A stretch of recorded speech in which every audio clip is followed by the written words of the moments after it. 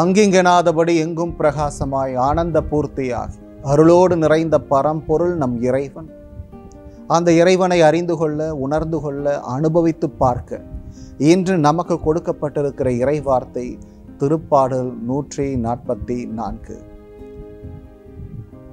என் பாறையாகிய ஆண்டவர் போற்றி போற்றி என சொல்லி இந்த திருப்பாடல் துவங்குகிறது. என்னை வழிநடத்துகிற சக்தி, ஆற்றல், என் ஆண்டவர் எப்படிப்பட்டவராக இருக்கிறார் என்பதை உணர்ந்து திருப்பாடல் ஆசிரியர் இவ்வாறாக பாடுகிறார். என் ஆண்டவர் பாறையை போல வலிமை பெற்றவராக இருக்கிறார்.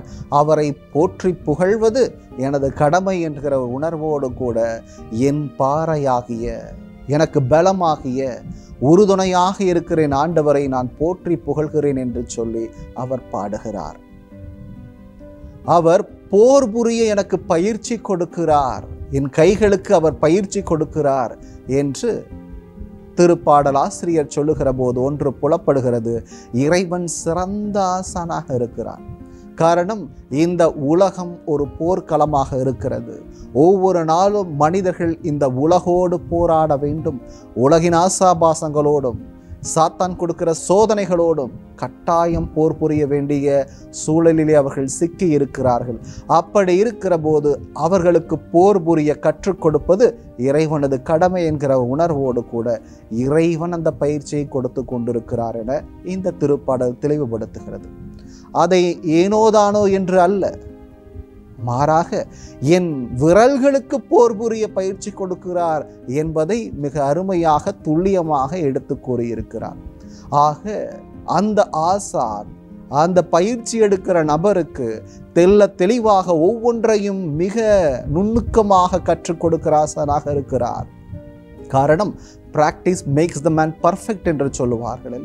பயிற்சி பெறுகிற ஒரு ஆள் நிச்சயம் தனது காரியங்களை, குறிப்பாக தான் போரிடுகிற அந்த போராட்டத்திலே நிச்சயம் வெற்றி பெற்றவனாக மாறுவான்.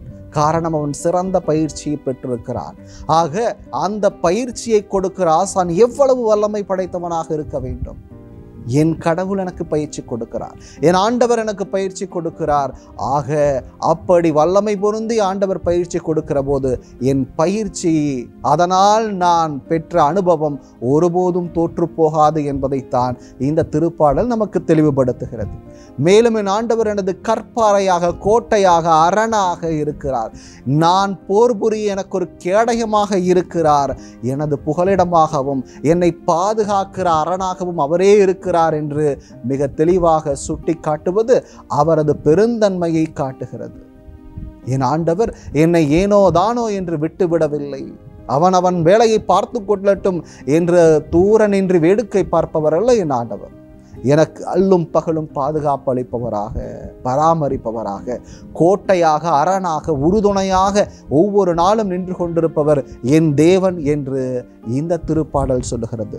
மேலாக திருப்பாடல் ஆசிரியர் சொல்லுகிறார், நான் உமக்கு ஒரு புதிய பாடல் ஒன்றை பாடுவேன், 11 யாழினால் உம்மை புகழ்ந்து பாடுவேன் என்று சொல்லுகிறார். நாம் இந்த உலக மக்களை எல்லாம் புகழ்ந்து பாட வேண்டிய அவசியமில்லை. அவர்களை புகழ வேண்டிய தேவையும் இல்லை. மாறாக ஒவ்வொரு நாளும் நம்மீது அக்கறை கொண்டிருக்கிற, அன்பு கொண்டிருக்கிற தேவன் ஒருவர் இருக்கிறாரே, அவரை மாத்திரம் புகழ்வது சாலச் சிறந்தது. அதுதான் நியாயமானதாகவும் இருக்கும். காரணம், அவர் நம் தேவனாக இருக்கிறார், நமக்கு உயிர் கொடுக்கிற ஆற்றலாக இருக்கிறார், ஒவ்வொரு நாளும் நம்மை வழிநடத்துகிற தேவனாக இருக்கிறார். அப்படி இருக்கிற போது அந்த தெய்வத்தை புகழ்ந்து பாடுவது நமது கடமை என்பதையும் திருப்பாடலாசிரியர் சொல்லிக் கொடுக்கிறார். சிந்தித்து பார்ப்போம். நான் என் தேவனை அல்லும் பகலும் புகழ்ந்து கொண்டிருக்கிறேனா? அவர் எப்படிப்பட்ட தேவனாக இருக்கிறார் என்றால், அரசர்களுக்கெல்லாம் வெற்றியை கொடுத்த தேவனாக இருக்கிறார். அரசர்கள் பெற்ற வெற்றியெல்லாம் அவர்களது திறனாலோ ஆற்றலாலோ அல்ல, தனது படைக்கலன்கள் அனைத்துமாலும் அல்ல, மாறாக இறைவனது துணையால் அவர்கள் வெற்றி பெற்றார்கள். குறிப்பாக தாவீது அரசன், இறைவனுடைய ஊழியனாக இருக்கிற தாவீது அரசன் அனைத்து போரிலும் வெற்றி பெற்றதும், வாள்களிலிருந்து அவர் தப்புவித்ததும், இறைவன் தான் என்று சொல்லுகிறார். அவன் தன்னுடைய வல்லமையால் அல்ல அனைத்து போரிலும் வெற்றி பெற்றது, மாறாக அவரோடு கூட இருந்த தேவன் தானே அவருக்கு வெற்றியை கொடுத்தார் என்றும் இந்த திருப்பாடல் ஆசிரியர் நமக்கு சுட்டி காட்டுகிறார். அப்படி இருக்கிற போது அல்லும் பகலும் நமக்காய் போராடுகிற, நம் பக்கம் நிற்கிற நம் தேவனை, நம் கடவுளை, நம் ஆண்டவரை அனுதினமும் புகழ்வது நமது கடமை என்று உணர்ந்து பார்ப்போம்.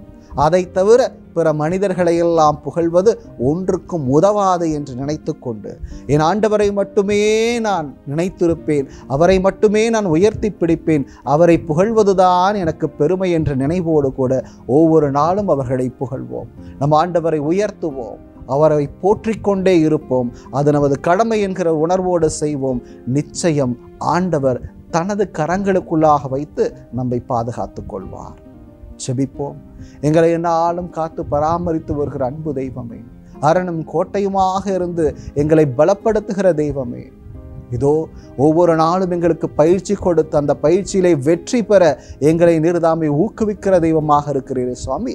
வாழ்க்கையில் வருகிற அனைத்து சோதனைகளிலும் போராட்டங்களிலும் நாங்கள் வெற்றி பெற எங்கள் கைகளுக்கு, எங்கள் உடலுக்கு, எங்கள் மனதுக்கு, எங்கள் இருதயத்துக்கு நீர்தாமை பலத்தை கொடுத்துருளும்படியாகவும் பயிற்சியை கொடுத்து எங்களை பலப்படுத்தும்படியாகவும் உம்மை பார்த்து நாங்கள் கெஞ்சி மன்றாடுகிறோம். ஜீவனுள்ள நல்ல பிதாவே, ஆமேன்.